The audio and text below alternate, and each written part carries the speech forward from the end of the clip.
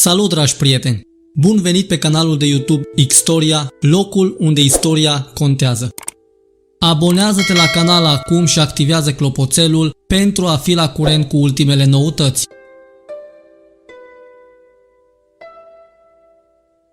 Procesul de la Nürnberg.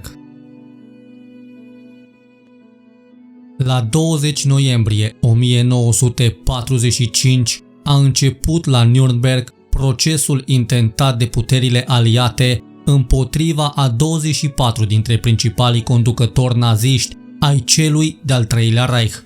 Dezbaterile au durat 218 zile, încheindu-se la 1 octombrie 1946, când a avut loc audierea finală. Procesul de la Nürnberg a reprezentat un aspru rechizitoriu împotriva războiului, a violenței și forței ridicate la rangul de normă etică și politică în stat. În hotărârea judecătorească se spune în mod categoric: în concepția tribunalului, renunțarea solemnă la război ca instrument al politicii naționale implică faptul că războiul astfel conceput este în dreptul internațional nelegitim. Acei care îl pregătesc sau îl conduc, determinând prin aceasta consecințe inevitabile și teribile, comit o crimă. Ori războiul pentru reglementarea diferențelor internaționale, războiul folosit de un stat ca instrument al politicii naționale, cuprinde în mod sigur războiul de agresiune. Folosirea forței în raporturile dintre state trebuie interzisă pentru totdeauna. Aceasta este una dintre marile probleme imperative ale prezentului și Nürnbergul constituie un argument de o uriașă valoare. Mai este oare necesar să răscolim trecutul? Unul dintre avocații criminalilor de război rostea patetic la Nürnberg. Aici, la Nürnberg, mă gândesc la simplul și frumosul dicton al evului mediu german: Geschehene hat keinen Umkehr, ceea ce înseamnă că ce s-a petrecut nu se mai poate schimba. Cu alte cuvinte, nu are rost să se mai revină asupra trecutului, pentru că tot nu se mai poate face nimic.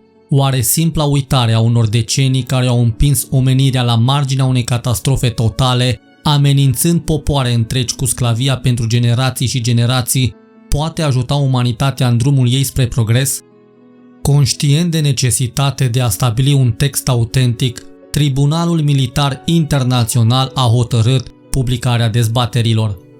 Această lucrare este editată în cele 4 limbi: franceză, engleză, rusă și germană, folosită în cursul audierilor.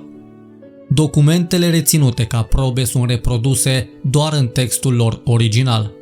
Primul volum cuprinde documentele oficiale fundamentale anterioare începerii dezbaterilor, sentința tribunalului, precum și condamnările care formează concluzia.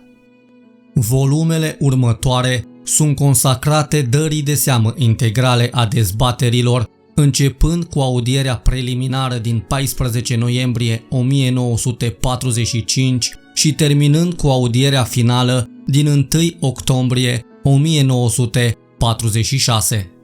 Dezbaterile Tribunalului Militar Internațional au fost stenografiate și au făcut obiectul unei înregistrări sonore. Cuprinsul celor 43 de volume cu scoarțe albastre, groase de aproximativ 600 de pagini fiecare, au ca indice calendarul acelui an în care au fost dezvăluite în fața istoriei crimele fascismului hitlerist comise împotriva tuturor popoarelor, inclusiv a poporului german, împotriva celor mai sacre idei ale justiției și echității umane, ale demnității. Procesul verbal complet cuprinde peste 4 milioane de cuvinte. Traducerea în cele 4 limbi a necesitat 6 milioane de foi de hârtie. O greutate de peste 20 de tone, acuzarea a prezentat 2630 de documente și a citat 33 de martori, iar apărarea la rândul ei 2700 de documente și 64 de martori. În cursul celor 403 audieri publice au fost prezentate în plus de către apărare 143 de depoziții în scris. Au mai fost prezentate 1809 depoziții în scris emanând de la diversi martori iar 6 rapoarte au rezumat cuprinsul unui mare număr de alte dispoziții. 38 de dispoziții scrise, semnate de 155.000 de persoane, au fost prezentate în legătură cu șefii politici, 136.213 cu privire la SS, 10.000 asupra SA-ului, 7.000 asupra SD-ului, 3.000 privitoare la Marele Stat Major și OKV-ul și 2.000 despre Gestapo. Documentele acuzării au fost descoperite și prezentate de către fiecare dintre părți. Cine erau acuzații? Conducătorii fostului Reich hitlerist, ai regimului fascist care au adus moarte și pustiire atâtor popoare. Adolf Hitler, fostul cancelar al Reichului, inspiratorul principal al acestei nopți negre de ani de zile cauzată asupra lumii, s-a sustras de la judecată, sinucigându-se. Alți 3 foști demnitari naziști, Himmler, Goebbels și Robert Ley, au procedat la fel. Toți ceilalți conducători naziști, cu excepția lui Martin Bormann care a dispărut, au compărut pe banca acuzării. În cele ce urmează, îi voi prezenta în lumina acuzațiilor formulate împotriva lor în actul de acuzare, ședința din 20 noiembrie 1945, pe următorii. Hermann Wilhelm Göring, conducător al partidului nazist. Între anii 1932 și 1945 a fost șeful suprem al SA, general al SS, membru și președinte al Reichstagului, ministru de interne al Prusiei, șef al poliției prusiene și al poliției secrete a Prusiei, șeful Consiliului de Stat prusian, directorul planului de 4 ani, comandant suprem al forțelor aeriene, președintele Consiliului Ministerial pentru Apărarea Reichului, membru al Consiliului Secret al Cabinetului, șeful trustului industrial Hermann Göring și locțiitor numit al lui Hitler.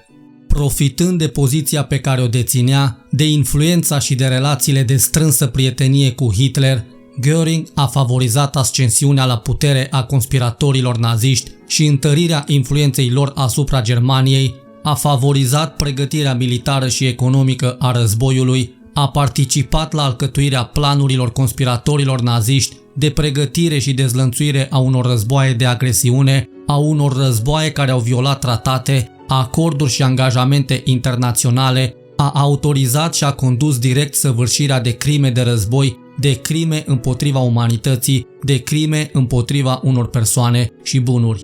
Următorul acuzat este Joachim von Ribbentrop. Ribbentrop a favorizat ascensiunea la putere a conspiratorilor naziști, a participat la alcătuirea planului politic și la pregătirea de către conspiratorii naziști a războaielor de agresiune, a luat parte la executarea planurilor de politică externă ale naziștilor și și-a asumat responsabilitatea executării lor, a autorizat și a condus direct săvârșirea de crime de război, crime împotriva umanității și în mod special de crime împotriva unor persoane și bunuri în teritoriile ocupate. Următorul pe listă este Rudolf Hess. Rudolf Hess a făcut parte din conducerea partidului nazist. Între anii 1921 și 1941 a fost adjunct al lui Hitler, ministru fără portofoliu al Reichului, membru al Consiliului Ministerial pentru Apărarea Reichului, membru al Consiliului Cabinetului Secret, succesor desemnat al lui Hitler, general al SS și general SA. Ca și ceilalți acuzați, Hess a contribuit la ascensiunea la putere a conspiratorilor naziști și la consolidarea influenței lor asupra Germaniei, la pregătirea militară, economică și psihologică a războiului, a participat de asemenea la celelalte acte criminale ca și acuzații Göring și Ribbentrop. Trecem mai departe cu Ernst Kaltenbrunner. Ernst Kaltenbrunner a făcut de asemenea parte din conducerea partidului nazist. Între anii 1932 și 1945 a fost general SS, membru al Reichstagului, general de poliție, secretar de stat al siguranței austriece însărcinat cu poliția austriacă, șeful poliției vieneze, șeful Serviciului Central de Siguranță al Reichului hitlerist, adjunct direct al lui Hitler. Prin funcțiile și activitatea sa, a contribuit la consolidarea controlului asupra Austriei acaparate de conspiratorii naziști, a autorizat și a condus direct săvârșirea de crime de război, crime împotriva umanității, prin sistemul lagărelor de concentrare. Următorul pe listă este Alfred Rosenberg. Rosenberg este unul dintre cei mai vechi membri ai partidului, făcând parte din partidul nazist din 1920 și până în 1945.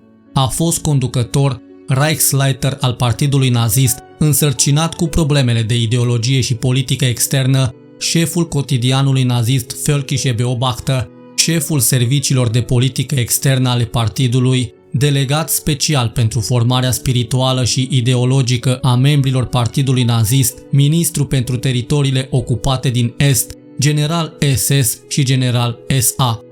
Rosenberg a fost învinovățit de aceleași crime ca și ceilalți inculpați. Trecem mai departe cu Hans Frank. Hans Frank a făcut și el parte din conducerea partidului nazist. Între anii 1932 și 1945 a fost general SS, membru al Reichstagului, ministru fără portofoliu și comisar al Reichului pentru Justiție, președintele Camerei Internaționale de Drept și al Academiei Germane de Drept, șeful administrației civile din Lodz, șeful administrativ suprem al districtului militar al Prusiei Occidentale, Poznanului, Loțului și Cracoviei, guvernator general al teritoriilor poloneze ocupate. Următorul este Wilhelm Frick. Wilhelm Frick a făcut de asemenea parte din conducerea partidului nazist. Între anii 1932 și 1945 a fost general al SS, ministru de interne al Prusiei, conducător al alegerilor din Reich, șeful Serviciului Central pentru Unirea Austriei cu Reichul German, director al Oficiului Central de Încorporare a Regiunii Sudeților, Memelului, Danzigului și a teritoriilor ocupate din Est, director al Biroului Central pentru Protectoratul Boemiei și Moraviei, Guvernului General pentru Stiria Inferioară, Carintiei Superioare, Norvegiei, Alsaciei și Lorenei, precum și al tuturor celorlalte teritorii ocupate, protector al Reichului pentru Boemia și Moravia. Următorul este Robert Ley. Robert Ley a făcut și el parte din conducerea partidului nazist. Între anii 1932 și 1945 a fost Reichsleiter, membru al Reichstagului, șeful Frontului German al Muncii, general SA și coorganizator al Inspecției Centrale a Serviciilor pentru Mână de Lucru Străină. Următorul a fost Fritz Sauckel. Fritz Sauckel a fost membru al partidului nazist din 1921 și până în anul 1945. A ocupat posturile de Gauleiter și Reichsstatthalter, guvernator al Turnigiei, membru al Reichstagului, însărcinat plenipotențiar pentru mâna de lucru în cadrul planului de 4 ani, coorganizator împreună cu Ley al Inspecției Centrale a Serviciilor Mâinii de Lucru Străine, general SS și general SA. Mergem mai departe cu Albert Speer. Albert Speer a făcut și el parte din conducerea partidului nazist. Între anii 1932 și 1945 a fost Reichsleiter, membru al Reichstagului, ministru al Reichului pentru armament și muniții, șeful organizației TOD, plenipotențiar pentru armament în cadrul planului de 4 ani și președinte al Consiliului Armamentelor. Următorul este Walter Funk. Membru conducător al partidului nazist între 1932 și 1945, Walter Funk a fost consilier economic al lui Hitler, deputat național socialist al Reichstagului, directorul presei din guvern, secretar de stat la Ministerul Informațiilor și Propagandei, ministru al economiei Reichului, ministru al economiei din Prusia, președintele Băncii Reichului, plenipotențiar pentru economie și membru al Consiliului Ministerial pentru apărarea Reichului. Următorul pe listă este Hjalmar Schacht. Hjalmar Schacht a fost membru al partidului nazist. În perioada 1932-1945 a fost membru al Reichstagului, ministru al economiei Reichului, ministru fără portofoliu și președinte al Băncii Reichului. Următorul este Franz von Papen. Între 1932 și 1945, Franz von Papen a fost membru al Reichstagului, cancelar al Reichului, vicecancelar sub Hitler, plenipotențiar special pentru SAR, negociator al concordatului cu Vaticanul, ambasador la Viena și ambasador în Turcia. Următorul pe listă este Gustav Krupp von Bohlen und Halbach. Între anii 1932 și 1945, Gustav Krupp a fost conducătorul Societății Generale Friedrich Krupp, membru al Consiliului General Economic, președintele Uniunii Industriale Germane a Reichului și șeful grupului de producție pentru minele de fier și metale ale Ministerului Economiei Reichului. Următorul a fost Constantin von Neurath. Constantin von Neurath, membru conducător al Partidului Nazist între 1932 și 1945, a fost general SS, membru al Reichstagului, ministru al Reichului, președintele Consiliului Cabinetului Secret, protector al Reichului pentru Boemia și Moravia. Trecem mai departe cu Baldur von Schirach. Baldur von Schirach a fost membru conducător al Partidului Nazist. Între 1924 și 1945 a fost membru al Reichstagului, conducătorul tineretului hitlerist pe lângă statul major al Comandamentului Suprem al SA, Reichsleiter al Partidului Nazist pentru educarea tineretului, conducătorul organizației Tineretul Hitlerist, comisar pentru apărare al Reichului, Reichsstatthalter și Gauleiter al Vienei. Următorul este Arthur Seyß-Inquart. Arthur Seyß-Inquart a fost membru conducător al Partidului Nazist, iar între 1932 și 1945 a fost general SS, consilier de stat în Austria, ministru de interne și al siguranței în Austria, cancelar al Austriei, membru al Reichstagului, membru al cabinetului Reichului, director al administrației civile din Polonia de Sud, guvernator general al teritoriilor ocupate în Polonia și comisar al Reichului pentru Olanda ocupată. Următorul este Julius Streicher. De asemenea, Julius Streicher a fost și el conducător al Partidului Nazist.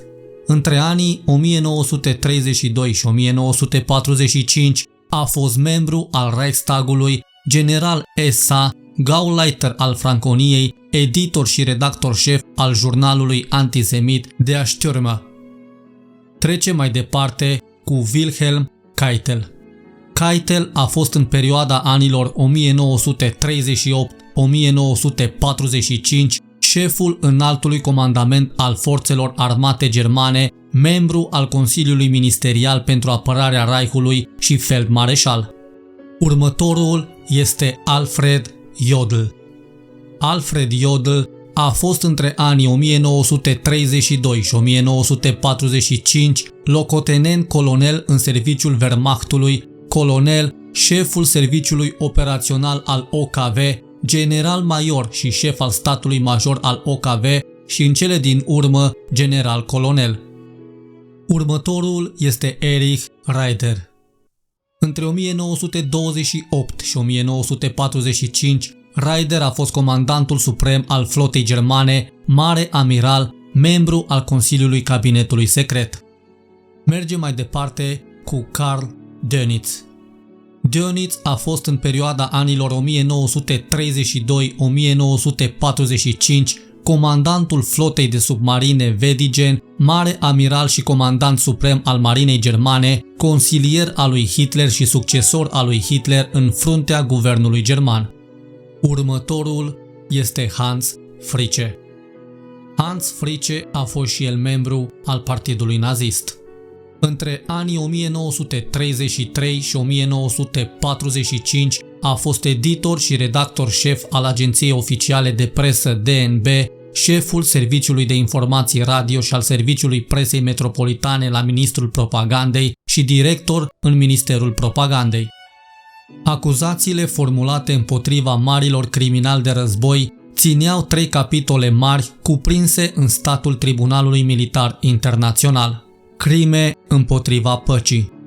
Ele cuprind conducerea, pregătirea, declanșarea sau continuarea unui război de agresiune sau a unui război prin violarea tratatelor, asigurărilor sau acordurilor internaționale, precum și participarea la elaborarea unui plan concret sau la un complot pentru realizarea unuia din aceste acte. Crime de război. Ele cuprind violarea legilor și tradițiilor de război, asasinarea sau tratament inuman, deportarea pentru muncă forțată sau în orice alt scop populațiilor civile din teritoriile ocupate, asasinarea sau tratament inuman al prizonierilor de război, al persoanelor aflate pe mare, executarea de ostatici, jefuirea bunurilor publice sau private, distrugerea fără motive a orașelor sau satelor, devastarea nejustificată de necesități militare. Crime împotriva umanității. Ele cuprind asasinarea, exterminarea, aducerea în stare de sclavie, deportarea și orice alt act inuman comis împotriva oricărei populații civile, înainte sau în timp de război, precum și persecuții din motive politice, rasiale sau religioase. Unul din principalele documente revelatoare în această privință și prezentat la Nürnberg este cunoscut sub numele de procesul verbal Hosbach, datând din 10 noiembrie 1937.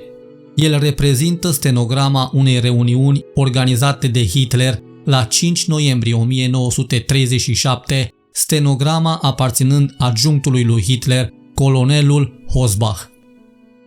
În seara zilei de 5 noiembrie 1937, Hitler a convocat la Cancelaria Reichului pe ministrul de război von Blomberg, pe comandantul suprem al armatei von Fritsch, pe comandantul suprem al marinei Rader, pe comandantul suprem al aviației Göring și pe ministrul de externe von Neurath. Doi dintre aceștia, von Blomberg și von Fritsch, aveau să dispară între timp de pe scena politică hitleristă. Este suficientă examinarea cea mai sumară a documentului din 5 noiembrie 1937 pentru a înțelege însemnătatea sa, revelatoare pentru politica de agresiune pe care au desfășurat-o ulterior hitleriștii. Prima și cea mai importantă problemă expusă de Hitler a fost cea a spațiului vital, Lebensraum, baza geopolitică și ideologică a agresiunii fasciste. Scopul politicii germane este securitatea și salvarea națiunii, precum și expansiunea ei. În consecință, este o problemă de spațiu. Națiunea germană, care cuprinde 85 de milioane de persoane, în virtutea numărului de indivizi și densității lor, formează un nucleu rasial european omogen, neputându-se găsi ceva asemănător în nicio altă țară. Pe de altă parte, avem astfel justificarea mai mult ca orice altă națiune să cerem un spațiu vital cât mai mare viitorului Germaniei, depinde deci exclusiv de soluționarea problemei spațiului vital. Dincolo de divagațiile sale general istorice, Hitler a precizat în ce fel ar fi posibil cucerirea cea mai mare cu prețul cel mai mic. El a schițat planuri concrete de agresiune, fixând chiar unele termene și priorități. Problema germană nu poate fi soluționată altfel decât prin forță, ceea ce niciodată nu s-a făcut fără risc. Bătăliile cu Frederic cel Mare pentru Silesia și războaiele lui Bismarck împotriva Austriei și Franței au însemnat un risc imens, dar totuși rapiditatea acțiunii prusace în 1870 a împiedicat Austria să participe la război. Documentul Hosbach oferă și alte amănunte asupra întrunirii din 5 noiembrie 1937. Principalii doi militari, von Blomberg și von Fritsch, respectiv ministrul de război și comandantul suprem al armatei, au obiectat împotriva acestor planuri, insistând asupra pericolelor pe care ele le pot implica pentru Germania.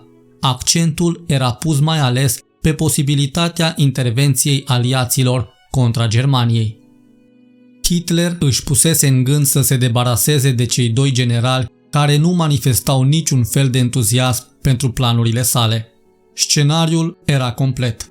Göring, care aspira dintotdeauna cu cunoscuta sa grandomanie la postul de comandant suprem al Wehrmachtului, a sesizat nemulțumirea lui Hitler împotriva celor doi generali în urma reuniunii din 5 noiembrie 1937. Cu ajutorul lui Himmler, el pune la cale cele două afaceri, afacerea Blomberg și afacerea Fritsch. În concepția sa, totul urma să se desfășoare automat. Hitler, în semn de mulțumire, îl va numi comandant suprem, dar și Göring avea să fie tras pe sfoară. Hitler încurajase tăcit aspirațiile lui Göring numai pentru a avea în acesta instrumentul necesar. În fond, Hitler avea de gând să numească comandant suprem pe Hitler însuși. La 4 noiembrie 1938, după demisia lui von Blomberg, dar înainte de afacerea von Fritsch, Hitler l-a convocat pe șeful cancelariei Heinrich Lammers. Iată ce a declarat acesta la Nürnberg despre discuția cu Hitler. Führerul mi-a spus că ministrul de război von Blomberg a demisionat și cu această ocazie va efectua o serie de schimbări în guvernul Reichului. Apoi Führerul mi-a ordonat să elaborez un decret referitor la conducerea Wehrmachtului. Ca directivă, Führerul mi-a spus: în viitor nu mai vreau să am ministru de război. În viitor nu mai vreau de asemenea ca între mine și comandanții supremi ai diferitelor armate ale Wehrmachtului să se mai afle și un comandant suprem și al Wehrmachtului. Planul expus de Hitler la 5 noiembrie 1937 începuse după câteva luni să fie tradus în viață. În martie 1938 fusese invadată Austria, urma rândul Ceoslovaciei, după cum era pregătit proiectul de cotropire a întregului continent. La Nürnberg, acuzarea a mai prezentat alte două documente semnificative în această privință.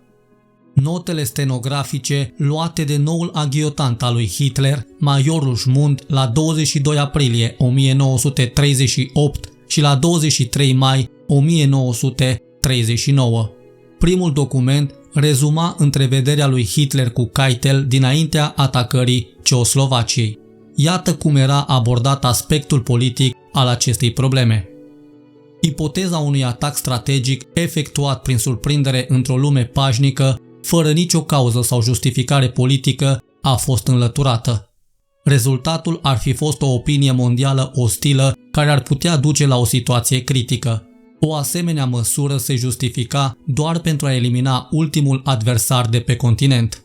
O acțiune consecutivă unei perioade de tensiuni diplomatice care să ducă în mod progresiv la o criză și să se termine printr-un război.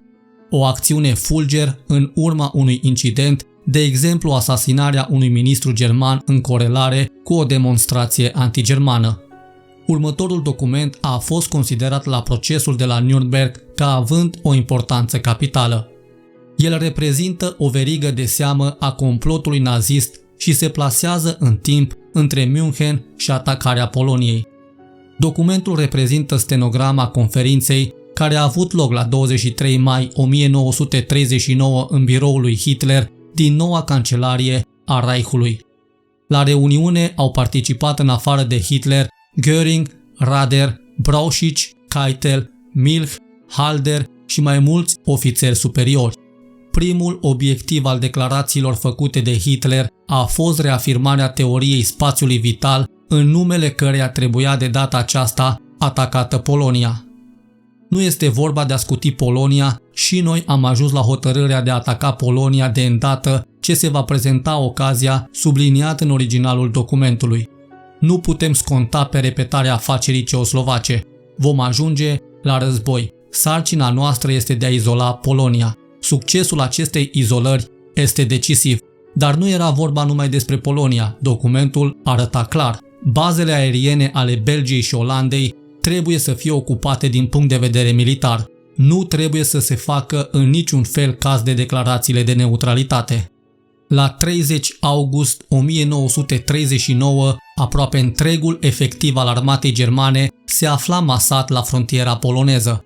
În vest rămăseseră doar 20 de divizii, respectiv cam aceleași efective pe care francezii le aveau plasate de-a lungul liniei Maginot. În plus din totalul artileriei grele aflate în vest, 3/4 luase drumul spre frontiera poloneză. În aceea zi se știa că la 1 septembrie, ora 4:45, fără nicio declarație de război, coloanele hitleriste vor invada Polonia. La 1 septembrie 1939, războiul a început. O adevărată armată de 1.500.000 de soldați hitleriști atacă din două părți teritoriul Poloniei.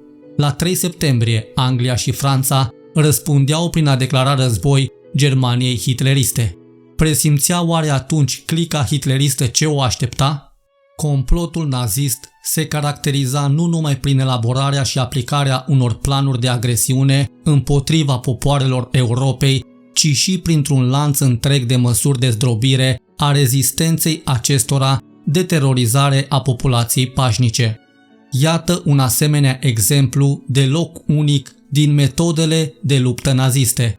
Ordinul de invadare a Belgiei, Olandei și Luxemburgului fusese dat, chipurile pentru a le salva neutralitatea. Trebuia acum organizată zdrobirea oricărei rezistențe în fața înaintării armatei germane, era nevoie de un pretext pentru a lichida forțele lor armate, de a da o lecție acestor țări. Dorința de a da această lecție izvora din enervarea lui, care l-a cuprins pe Hitler ca și pe comandanții militari de altfel, din cauza rezistenței înverșunate a armatei olandeze. Armata olandeză apăra așa numita fortăreață Olanda, zona situată în spatele digurilor și cuprinzând practic principalele zone: Haga, Amsterdam, Utrecht și Rotterdam. Trupele germane suferiseră în jurul capitalei câteva înfrângeri. Lucrurile au mers până acolo încât Hitler a ordonat adunarea unor noi efective în Olanda. În directiva sa, Hitler menționa: forța de rezistență a armatei olandeze s-a dovedit mai puternică decât s-a prevăzut. Rațiuni politice cât și militare impun ca această rezistență să fie zdrobită. Reținem termenul zdrobită întrucât el explică multe. Obiectivul ales a fost Rotterdamul. Orașul lipsit de apărare a fost supus unui bombardament sălbatic. La procesul de la Nürnberg, doi dintre autorii principali ai acestei drame, Göring și feldmareșalul de aviație Kesselring, au motivat acest act sălbatic printr-o neînțelegere și nefuncționare perfectă a mijloacelor tehnice. Și aceasta deoarece Rotterdamul a fost bombardat după ce s-au angajat și erau în curs de terminare tratativele de capitulare între garnizoana orașului și reprezentanții comandamentului hitlerist. Cum explică Göring bombardamentul Rotterdamului? Motivând totul prin situația precară a unor trupe germane de lângă Rotterdam și faptul că unica soluție pentru degajarea lor era un bombardament aerian. Göring a declarat: am aviației să trimită un grup care s-a îndreptat în 3 valuri de câte 25-30 de avioane. Când primul val de avioane a sosit deasupra poziției, negocierile de capitulare erau în curs. Au fost într-adevăr lansate rachete luminoase roșii, dar avioanele nu au înțeles semnificația acestor semnale și au început bombardamentul. Îmi aduc perfect aminte, erau 36 de avioane bimotoare care au aruncat în special bombe de 50 de kilograme, proporția distrugerilor s-a datorat nu bombelor, ci a incendiilor. Sfânta contradicție și elocvența. Pentru Kesselring nu funcționa legătura prin radio, pentru Göring o simplă greșeală omenească, neînțelegerea de semnale. În realitate era vorba de practica obișnuită a hitleriștilor. În urma bombardamentului, atacul teribil al bombardierilor în picaj se lăuda în aceea zi postul de radio Berlin și au găsit moartea 800 de persoane, s-au înregistrat mii de răniți, iar 78.000 de persoane au rămas fără adăpost. Procesul de la Nürnberg și-a deschis dezbaterile la 20 noiembrie 1945. La 30 august 1946 începea ultimul său act prin declarațiile finale ale acuzării. A doua zi, acuzații au avut dreptul la ultimul cuvânt. Timp de câte 20 de minute fiecare dintre acuzați au repetat aceleași fraze lipsite de sens asupra totalei lor nevinovății, erijându-se în simple instrumente ale lui Hitler. Toată luna septembrie, tribunalul a deliberat. În ședința din 30 septembrie 1946 a început citirea hotărârii judecătorești. Lectura a continuat și a doua zi, pe 1 octombrie 1946. Au fost tipărite 185 de pagini, un text de peste 100.000 de cuvinte. Documentul prezintă un mare interes și și-a păstrat valoarea incontestabilă până astăzi. Încă de la prima secțiune, regimul nazist în Germania, tribunalul își păstrează atitudinea. Inculparea potrivit căreia acuzații au pregătit și au urmărit războaie de agresiune este de o gravitate capitală. Războiul este un rău ale cărui consecințe nu se limitează doar la statele beligerante, ci afectează întreaga omenire. A declanșa un război de agresiune nu constituie numai o crimă de ordin internațional, ci este crimă internațională cea mai mare care nu diferă de alte crime de război decât prin aceea ce le cuprinde pe toate. Hotărârea tribunalului trece în revistă principalele acte ale complotului. Anexarea Austriei, cotropirea Ceoslovaciei, atacarea Poloniei, Olandei, Belgiei și Luxemburgului, Franței și Angliei, Danemarcei și Norvegiei, Iugoslaviei și URSS. În următorul capitol, crimele de război și crimele împotriva umanității, se arăta. Dovezile referitoare la crimele de război sunt copleșitoare atât prin numărul cât și prin claritatea lor. Nu este vorba de a le enumera în detaliu sau de a reaminti toate documentele și mărturiile prezentate în cursul procesului. Este incontestabil că aceste crime de război au fost comise în proporții necunoscute în războaiele precedente. Ele au fost perpetuate în toate teritoriile ocupate de Germania hitleristă și au fost săvârșite în circumstanțe de o cruzime și oroare greu de imaginat. Verdictul a fost publicat în aceea zi. El consemna într-o primă parte vinovăția organizațiilor acuzate. Tribunalul a declarat criminale următoarele organizații ale fascismului hitlerist: conducerea partidului nazist, SS-ul, SD-ul și Gestapo-ul.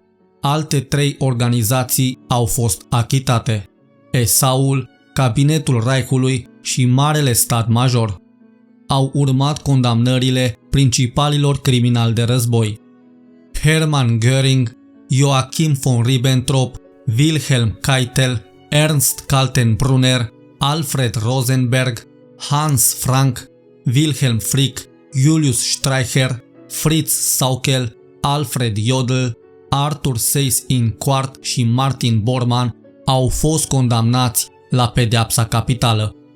O parte dintre ei, după cum urmează, au fost condamnați la ani grei de închisoare sau la temniță pe viață.